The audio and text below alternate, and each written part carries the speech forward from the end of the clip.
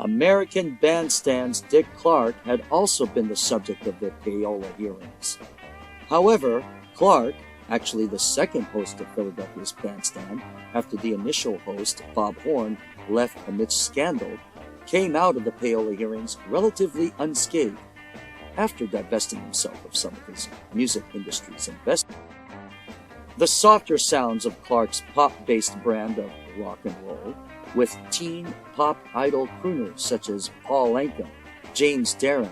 Bobby Rydell, and Frankie Avalon, seemed to ease parental fears while giving teen and even preteen girls cute, well-dressed, and well-mannered boys of more or less the same age as their classmates something to squeal over,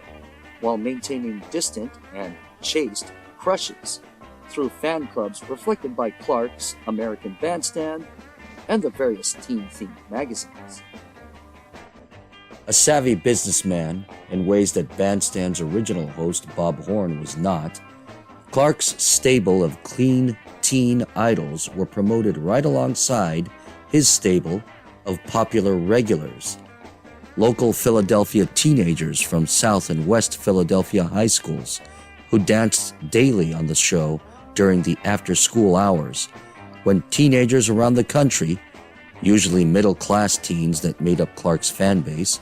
would rush home to tune in and learn the latest dance fads, see what the regulars were wearing, and who the regulars were dating. The last two are of important note historically. Both the regulars and the teen idols were Clark's answer to mainstream adult society's fears and perceptions regarding rock and roll music's fans being comprised of, supposedly, gang members. Though in today's mainstream, such a perception of 1950s juvenile delinquency being linked to rock and roll is usually dismissively scoffed and laughed at, a modern post-1950s narrative that finds pop culture expressions in funny 1970s comedies about supposedly harmless 1950s youth gangs, who again, supposedly, never shot or murdered anyone, unlike today. However, in the late 1950s,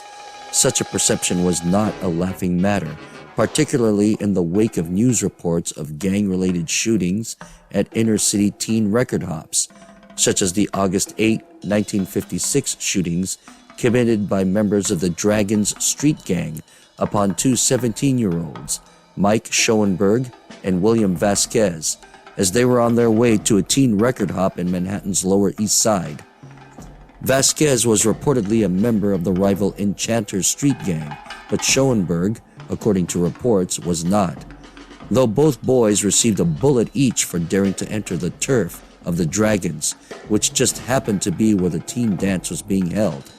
VASQUEZ received a bullet in his left leg, but it was the non-gang member Schoenberg who was in critical condition, having received a bullet in the abdomen.